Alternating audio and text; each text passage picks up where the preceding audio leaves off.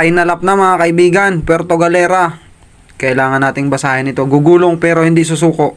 Tapos pansalubong natin mga kaibigan, Enerton. Tapos merong kasamang Suman galing sa Kasalan.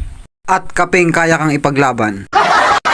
Ayun mga kaibigan, medyo kinabahan ako. Susuko na lang yung lumabas oh. 112 kilometers, final lap, Puerto Galera. Abangan na tayo mga kaibigan. Medyo walo yung abangan natin mga kaibigan. Kaya medyo luwag na luwag yung loop natin. 3 entry, tapos 5 training. Medyo masama yung pakiramdam natin mga kaibigan. Kung naririnig nyo sa voice over, may trangkaso tayo tapos inuubo, sinisipon pero pumapalag. Wag na nating patagalin to mga kaibigan. Maaga na naman dumating si Alexander the Great. Talagang nagpapakitang gilas na gusto siyang itawid sa derby. Kahit wala na tayong aabutin dito sa pan race na to, sana makakuha tayo ng pooling man lang, pero nakakuha nga tayo. Hindi sa pagmamayabang mga kaibigan, lap winner sana si Alexander the Great, kaya nalulungkot ako. Pero okay lang, naka rank 4, nakasabit pa rin tayo. Rank 4 siya sa clocking. Ang tagal kasing pumasok niyan. 3 minutes pa bago ko na-clock si Alexander mga kaibigan. Ang speed niyan 1118. Yung naglap winner 1135. Sayang, tibag sana natin yun pero okay lang. Bawi na lang tayo sa derby. At sumunod naman na dumating mga kaibigan si Gabon. Speed ni Gabon 988 na lang. Okay lang yon kasi pang malayon to si Gabon pang extreme long distance.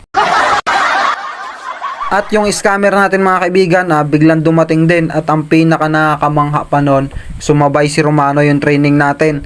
Ng 10 minutes interval yan. Mukhang nagpaparamdam na si Romano mga kaibigan. Tapos nung kinapitan ko yung puwet niya, pagkababa, may itlog pala.